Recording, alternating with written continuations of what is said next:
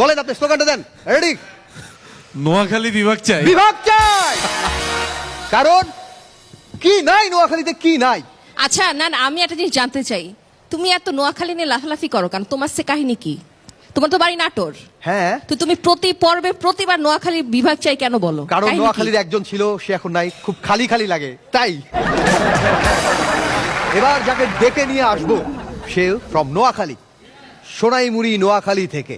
আমরা চেয়েছিলাম যে পলাশ ভাই যেহেতু আসছে, তার এলাকার একজন থাকবে, তার সামনে পারফরমেন্স করবে এবং দুই ভাই মিলে একসাথে স্লোগান দেবে নোয়াখালী বিভাগ চাই। আসছে নোয়াখালী সোনাইমুড়ি থেকে আবিদ হাসান নীরব।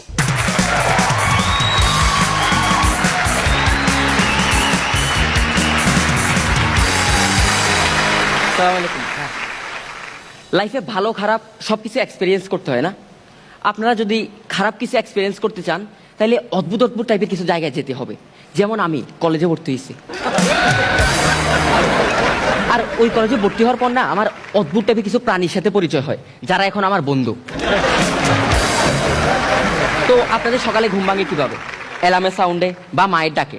আমার তো সকালে ঘুম ভাঙেই না যদি না বউ এসে বলে মামা আপনার লুঙ্গিটা ঠিক করেন।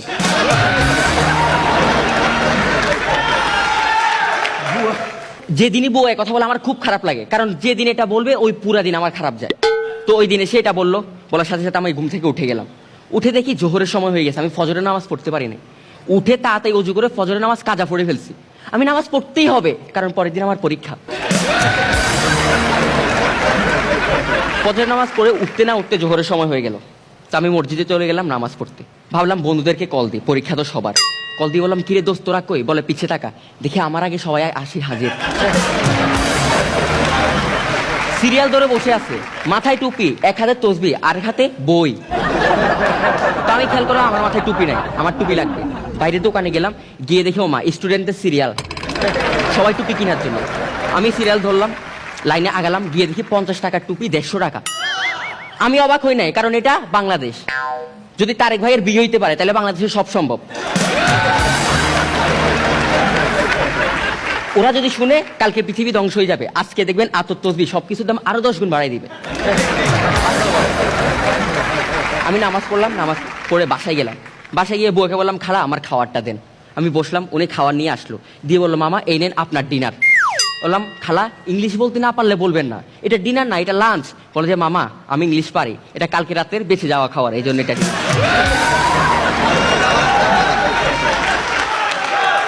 আমি আর কিছু বললাম না, সুন্দর করে খেয়ে উঠে গেলাম, কথা বললে ঝামেলা।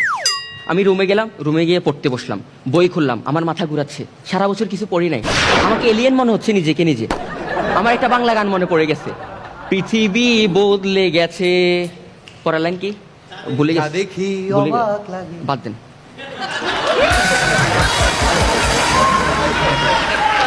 তো এরপর আরেক পেজ উল্টালাম, আরো বেশি অবাক লাগতেছে, সব পড়া ভাই আমার জমা হয়ে গেছে। এমন এক অবস্থা, আমার এক বলে 80 রান দরকার।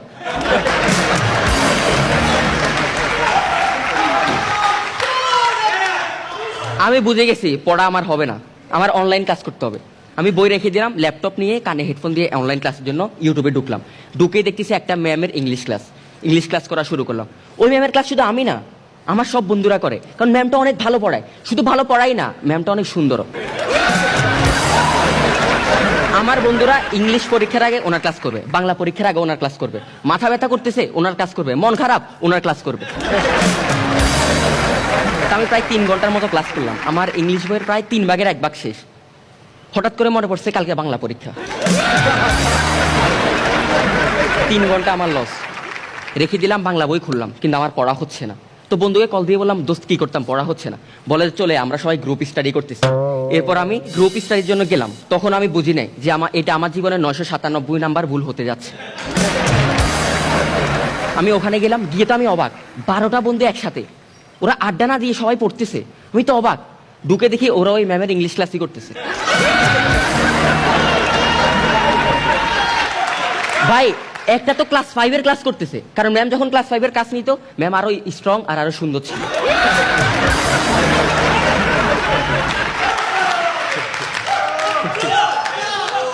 সবাই কিন্তু গ্রুপ স্টাডি করতে গেছি, কিন্তু আমি ছাড়া কারো কাছে বই নাই। এরপর আমি ঢুকলাম, আমি মনে করাই দিলাম দোস্ত কালকে ইংলিশ না বাংলা পরীক্ষা। তখন সবার হুঁশ আসছে। এবার এবার আমার বই নিয়ে টানাটানি, বই ছিঁড়ে ফেলছে, 12 অধ্যায় 12 ভাগ করে ফেলছে, বলে যে সবাই একটা একটা নিয়ে পড়বো, এরপর পাস করবো। কিন্তু আমরা বন্ধু হচ্ছি 13টা।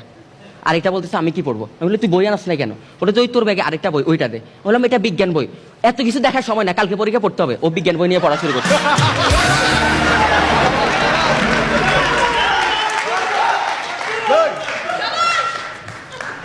একটু পর কয়েকজন বলতেছে ভাই আমাদের পড়া হচ্ছে না, আমরা পাশের রুমে যাওয়া লাগবে। ওরা চলে গেল 3-4 জন মিলে। একটু পর আমিও রুমে গেলাম, ঢুকে দেখি রুম অন্ধকার, ওরা আমার বইয়ের উপরে গাছ লতা পাতা কাটতেছে।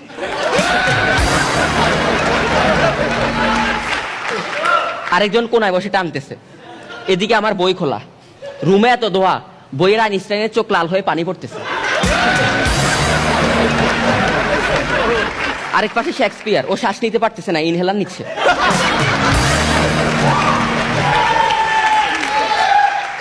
আমি বন্ধুকে বিয়ে বললাম, দোস্ত তুই যেরকম নেশা পানি করস, তোর ভয় লাগে না ক্যান্সার হতে পারে না? বলেছে আরে ক্যান্সারের ভয়, দুর্বোকা, আমার তো সিটি হসপিটালে 50% ডিসকাউন্ট আছে। একবার আরেকটা বন্ধু দৌড়ে আসলো, দোস্ত একটা জিনিস জানা আছে, প্লিজ বলবি বলবি? লো অবশ্যই, কালকে পরীক্ষা, তোর বন্ধু হয়েছে কেন, কি জানতে হবে বল? বলে সাদিয়া মেসেজ দিছে, কি রিপ্লাই দিব?